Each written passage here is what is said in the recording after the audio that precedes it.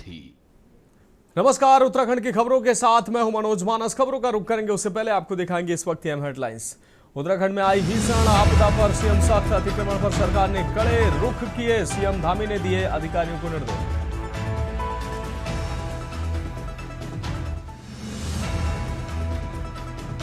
CM Dhami की केंद्रीय मंत्री खट्टर से मुलाकात, कुंभ 2027 के लिए हरिद्वार विकास पर फोकस, गंगा कॉरिडोर हेतु 325 करोड़ की मांग। गाजीपुर में बिना जरूरी मानकों के खुली मधुशाला, छात्रों और आबकारी अधिकारियों के बीच जोरदार टकराव, अवैध शराब दुकान पर हंगामा। देहरादून में गैस कालाबाजारी पर प्रशासन सख्त, डोईवाला और विकासनगर में छापेमारी, 9 घरेलू गैस सिलेंडर किए गए जब्त।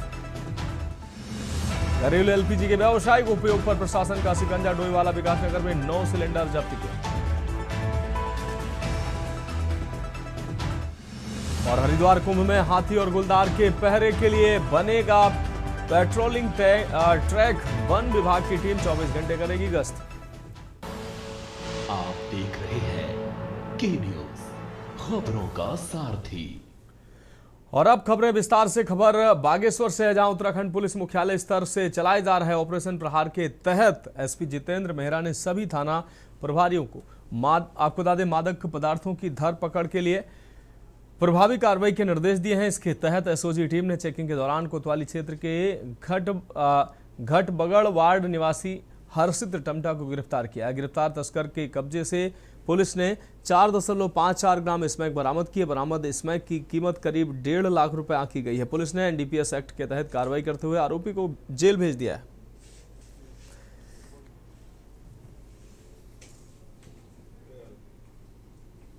उत्तराखंड को नशा मुक्त बनाए जाने के क्रम में तथा हमारे पुलिस मुख्यालय से द्वारा भी एक ऑपरेशन प्रहार किया जा रहा है, जिसके क्रम में हमारे पुलिस महानिरीक्षक कुमाऊं परिक्षेत्र द्वारा और पुलिस अधीक्षक बागेश्वर द्वारा भी इसमें आवश्यक दिशा निर्देश दिए गए हैं। जिसके क्रम में कल 4 अप्रैल को हमारी एसओजी की टीम में, जिसका नेतृत्व जीवन सामंत कर रहे थे, एक व्यक्ति जिसका नाम हर्षित टमटा है, जिसके कब्जे से 4.54 ग्राम स्मैक बरामद की गई, जिसकी अंतर्राष्ट्रीय कीमत लगभग 1.5 लाख रुपए है।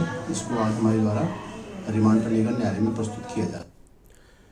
रामनगर पालिका में आपको बता दें, नगर पालिका में अध्यक्ष और सभासदों के बीच बढ़ता विवाद अब कामकाज पर भारी पड़ता नजर आ रहा है। हालात ऐसे हैं कि वित्तीय वर्ष खत्म होने के बावजूद अब तक बजट बैठक आयोजित नहीं हो सकी है, जबकि नियमों के मुताबिक ये 31 मार्च तक हो जानी चाहिए थी। नगर पालिका अध्यक्ष हाजी मोहम्मद अकरम और सभासदों के बीच चल रही खींचतान का सीधा असर प्रशासनिक कामकाज और विकास कार्यों पर पड़ रहा है। इस पूरे मामले पर कांग्रेस नेता भुवन पांडे ने तीखी प्रतिक्रिया देते हुए इसे दुर्भाग्यपूर्ण बताया। उन्होंने कहा कि आज़ादी के बाद ये दूसरी बार है जब बजट बैठक समय पर नहीं हो सकी। इससे पहले 1983 में भी ऐसा हुआ था। साथ ही उन्होंने बिना टेंडर कार्यों और अनियमितताओं के आरोप भी लगाए। वहीं नगर पालिका के अधिशासी अधिकारी आलोक उनियाल ने विवाद से इनकार किया, लेकिन बैठक न होने के कारण चेयरमैन का शहर से बाहर होना बताया जा रहा है। जानकारी के मुताबिक चेयरमैन इन दिनों कलियर शरीफ गए हुए हैं, जिसके चलते बैठक टल गई है।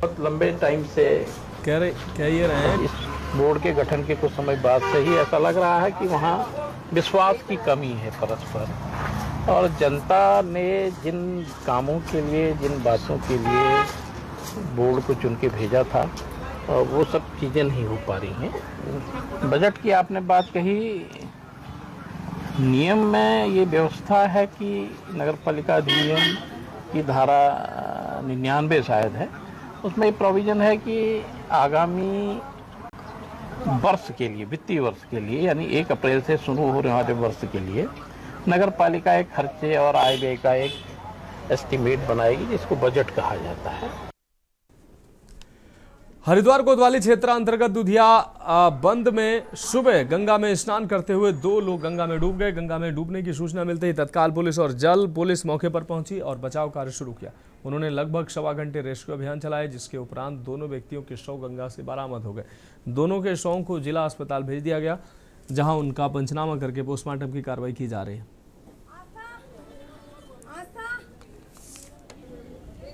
ये दूधियाबंद रोडीबेल वाला क्षेत्र में पड़ता है। वहाँ पे सूचना आई थी कि 2 व्यक्ति नहाते हुए डूब गए हैं। तत्काल मौके पे चौकी इंचार्ज जल पुलिस और हमारे कोतवाल साहब मौके पे गए थे। वहाँ पे सर्चिंग अभियान चलाया था और जल पुलिस ने 1 घंटे की मशक्कत के बाद वो दोनों जो डूब गए थे उनकी डेड बॉडी रिकवर हो गई है। इनके परिवार के साथ वो घूमने आए थे आज, तो परिवार भी उनका यहीं था। आज बड़े दुर्भाग्यपूर्ण घटना हुई है कि ये वो लोग बेचारे डूब गए हैं। वो प्रतिबंधित क्षेत्र है।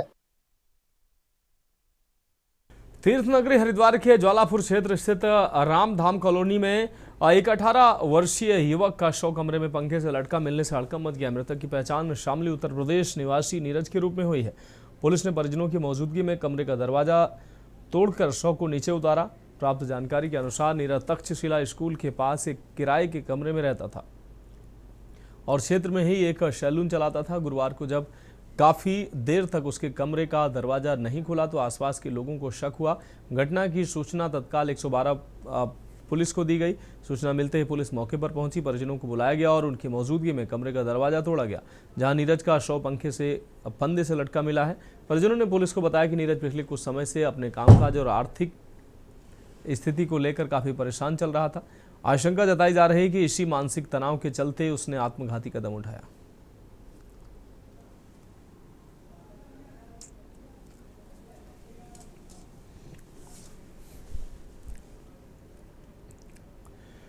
भारत नेपाल की खुली सीमा का फायदा उठाकर बनबसा क्षेत्र में जानवरों की अवैध तस्करी का धंधा चरम पर है। ताज्जुब की बात यह है कि एसएसबी और स्थानीय पुलिस के मौजूदगी के बावजूद तस्कर बेखौफ हैं। आखिर इन तस्करों को किसका संरक्षण प्राप्त है?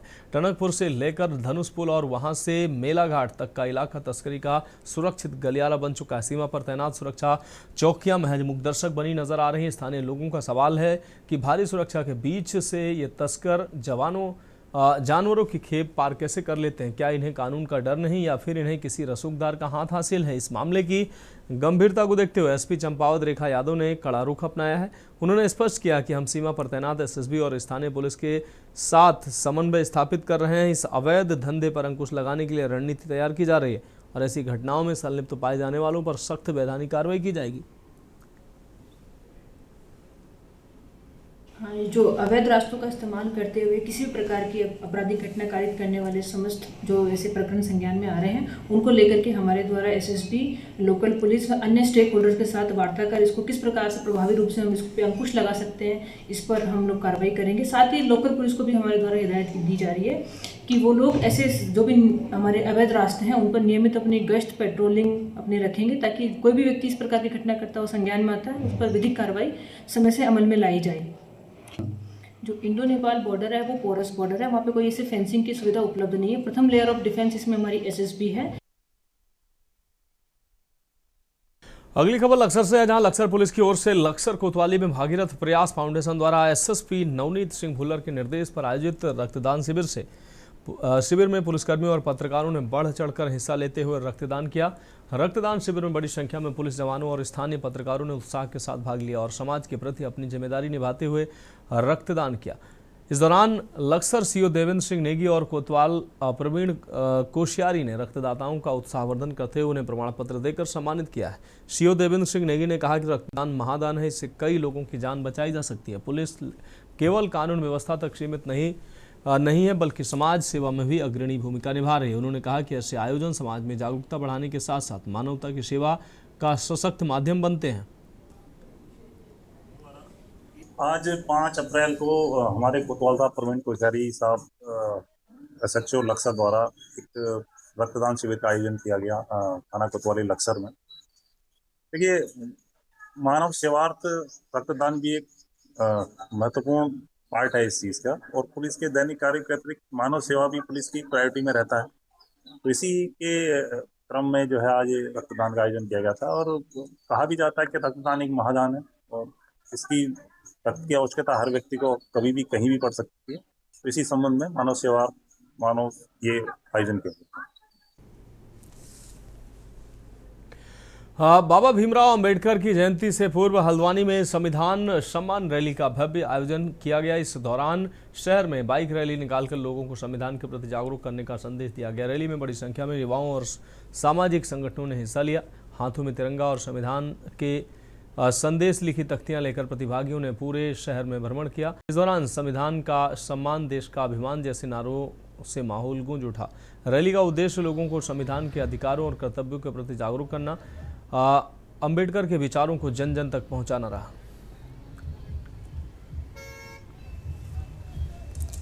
अंबेडकर जी जो संविधान के रचयिता हैं, तो उनके सम्मान में, संविधान के सम्मान में हमेशा ये जयंती से पहले, अंबेडकर जयंती से पहले सम्मान रैली निकाली जाती है, जिसमें हर वर्ष हमारे द्वारा फूलों की वर्षा, 1 कुंटल फूलों द्वारा वर्षा की जाती है और साथ में पेयजल और फल वगैरह वितरण किए जाते हैं। तो मैं यही कहना चाहती हूँ कि अब 14 अप्रैल को उनकी जयंती आने वाली है, तो लोगों से यही कहना चाहती हूँ कि ज़्यादा से ज़्यादा संख्या में आकर उनकी जयंती में शामिल हो। मेरा कहने का मतलब है कि बाबा साहेब ने जो मतलब संघर्ष किए हैं, उनके बताए हुए रास्ते पर हम चलें और उनका जो है, अगर हम संविधान पढ़ते हैं तो हमारी सुरक्षा व्यवस्था समझ लिए बिल्कुल कायम है। तो बाबा साहेब को सबको पढ़ना चाहिए और उनके बताए पथ चिन्हों पर चलना चाहिए। सभी सम्मानित साथियों को मैं जय भीम नमो बुद्धाय कहती हूँ और ज़्यादा से ज़्यादा लोग रैली में शामिल हों। ऐसा है कि बाबा साहेब हमारे अब भारत रत्न ही नहीं, विश्व रत्न हो गए। इन्होंने जो है भारतीय संविधान में जो व्यवस्था करी है, उसी के जो राइट ऑफ इक्वलिटी है, राइट ऑफ फ्रेटर्निटी है और जितने भी हमारे कॉन्स्टिट्यूशनल राइट्स हैं, महिलाओं को अधिकार मिले। आज महिलाएं जो है सर उठा के चलती हैं, उनको जो है ये मैटरनिटी लीव और उसके पिता की संपत्ति में जो अधिकार मिला है। इस हल्द्वानी में जो है हमारे को सामाजिक संगठन के लोग आज ऊंचा पुल रामला ग्राउंड से बाबा साहब B.R. अम्बेडकर जी की संविधान सम्मान रैली का आयोजन किया है। उसी परिप्रेक्ष्य में हम लोग यहाँ पर तिकोनिया में एकत्रित हैं। उनके स्वागत के लिए यहाँ पर पानी और फूल मालाओं से उनका स्वागत और फूल बरसा करके उनका स्वागत। हर साल की बात ही, जैसे कि आप देख ही रहे हैं कि संविधान सम्मान रैली जो आयोजित की जाती है बाबा साहेब की जयंती से पूर्व, 1 हफ्ते 1 सप्ताह पूर्व या उससे पूर्व आने वाले संडे को जो आयोजित रैली की जाती है, 2 पहिया वाहन, उस रैली को हम लोग हर वर्ष की बात ही तिकोनिया में उसका स्वागत सत्कार करते हैं और लोगों से अपील करते हैं कि संविधान को बचाने के लिए आपसे जो भरसक प्रयास हो सके वो करें। अब बढ़ेंगे अगली खबर की और। खबर लक्सर से है, जहां लक्सर के बहादुरपुर खादर गांव में गोवंश के संरक्षण और संवर्धन के स्थापित की गई डिवाइन गौशाला में गौवंशों का बुरा हाल है। गौशाला में कई गौवंश हैं, लेकिन गौशाला में गाय माता यानी गौवंश की ठीक प्रकार से देखरेख नहीं होने से कई गौवंश तो मरने की हालत में है। बताया जा रहा है कि गौशाला संचालकों द्वारा गौवंश को और न पूरी तरह से चारा ही दिया जा रहा है और न ही उनकी चिकित्सा व्यवस्था कराई जा रही है। ऐसे में गौवंश भूख और बीमारी से तड़प रहे हैं। आप तस्वीरों में देख सकते हैं यहाँ जो गौवंश का जो हाल है। गौशाला के संचालक बताए जाने वाले अनुभव गुप्ता से गौशाला की बाबत जानकारी जब लेनी चाहिए तो उनको फ़ोन किया गया, लेकिन उन्होंने फ़ोन रिसीव नहीं किया। वहीं उनसे योगेश धीमान ने भी गौशाला की दुर्दशा पर गंभीर सवाल उठाए।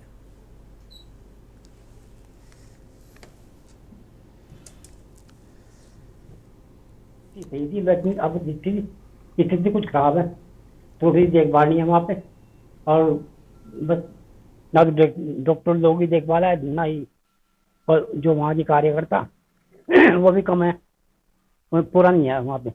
और देखभाल यह है कि चारे भी सही ढंग का नहीं है और उनकी दवाई दूई सही नहीं है, और वो लोग बहुत ही पीड़ित हैं, इस समय बहुत परेशान है।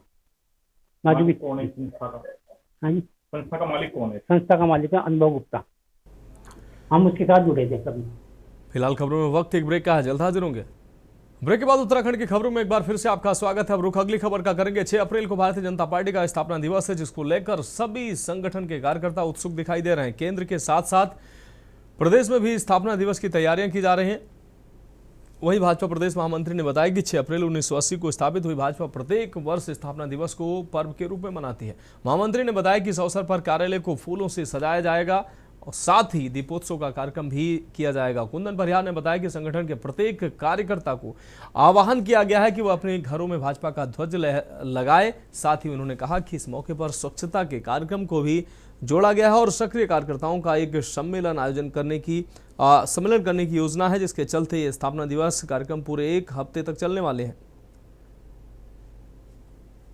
देखिए, 6 अप्रैल 1980 को भारतीय जनता पार्टी की स्थापना हुई थी और स्थापना काल से लेकर के भारतीय जनता पार्टी आज तक अपने स्थापना दिवस मनाती है। इसलिए इस बार हम विशेष धूमधाम से पिछले वर्षों की भांति अपने स्थापना दिवस को मनाएंगे, अपने पार्टी के स्थापना दिवस को मनाएंगे। इसके माध्यम से हमने अपने कार्यालयों में सजावट का कार्यक्रम रखा है, दीपोत्सव का कार्यक्रम रखा है, उसमें मालाएं हम अपने कार्यालय में लगाएंगे, प्रकाश की हमने उसमें व्यवस्था की है। और इसके साथ साथ प्रत्येक कार्यकर्ता से हमने आह्वान किया है कि वो अपने अपने घरों में 6 अप्रैल को अपने भारतीय जनता पार्टी का झंडा लगाएंगे।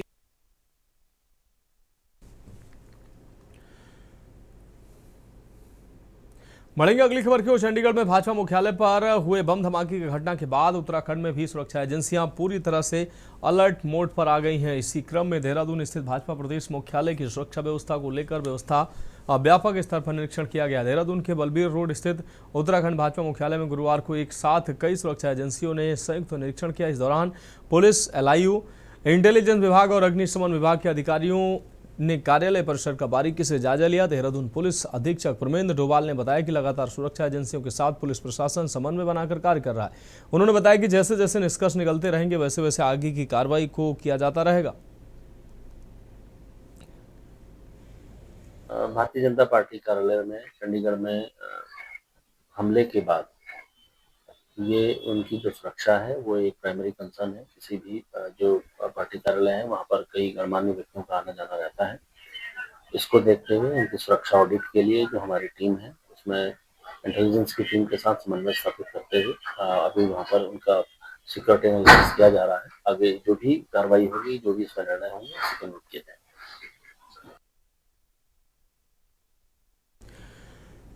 जनपद नैनीताल में संभावित बाढ़ और भू कटाव को देखते हुए व्यापक तैयारियां शुरू कर दी गई हैं। जिले में गौला और नंधौर नदियों को लेकर प्रशासन पूरी तरह से अलर्ट मोड में। नदियों की सफाई, सिल्ट निकासी और ड्रेनेज सिस्टम को मजबूत करने के लिए तेजी से काम शुरू किया जा रहा है। जिलाधिकारी ललित मोहन रॉयल ने लाल कुआं विधायक डॉक्टर मोहन सिंह बिष्ट की मौजूदगी में सभी संबंधित विभागों के साथ एक अहम समीक्षा बैठक की। बैठक में साफ निर्देश दिए गए हैं कि सभी जरूरी काम तय समय सीमा के भीतर पूरे किए जाएं ताकि मानसून के दौरान किसी भी तरह की बाढ़ जैसी स्थिति से बचा जा सके। खास फोकस नंधौर नदी पर, जहां सिल्ट और बोल्डर जमा होने से हर साल बाढ़ का खतरा बढ़ जाता है। अभी खनन सत्र जारी है। नंधौर नदी में जो अपर स्ट्रीम है वहाँ पर डिपॉजिट्स जमा होने की वजह से जो कैचमेंट एरिया उसमें मानसून काल में फ्लड की सिचुएशन आती है। तो जो वहाँ बड़े बोल्डर्स हैं, ड्रेजिंग है, उसका एस्टिमेशन के लिए सिंचाई विभाग और जो संबंधित एजेंसी है, वन विकास निगम, रेवेन्यू ऑफिशियल्स, उनको समय से आगणन तैयार करके फिर उस पर काम करने को कहा गया है। प्रोटेक्शन वर्क गौला में होने हैं कुछ, तो उसमें भी ड्रेजिंग की इश्यूज हैं। अब बढ़ेंगे अगली खबर की ओर। पिछले वर्ष उत्तराखंड में आई भीषण आपदा को लेकर अब मुख्यमंत्री पुष्कर सिंह धामी का बड़ा और सख्त बयान सामने आया। सीएम धामी ने साफ कहा है कि कई जगहों पर नदियों, गाड़, गदेड़ों और पानी के प्राकृतिक निकास मार्गों पर हुए अतिक्रमण ने आपदा को और अधिक भयावह बना दिया। उन्होंने कहा कि इन अवरोधों के चलते जल निकासी बाधित हुई है, जिससे राज्य को भारी नुकसान और जनहानि का सामना करना पड़ा है। ऐसे में सरकार ने अब कड़ा फैसला किया है। भविष्य में सरकारी जमीन या जल मार्गों पर किसी तरह का अतिक्रमण बर्दाश्त नहीं किया जाएगा। मुख्यमंत्री ने अधिकारियों को भी चेतावनी देते हुए कहा कि जिन क्षेत्रों में अतिक्रमण पाया जाएगा वहां संबंधित अधिकारी भी जिम्मेदार माने जाएंगे और उनके खिलाफ सख्त कार्रवाई की जाएगी।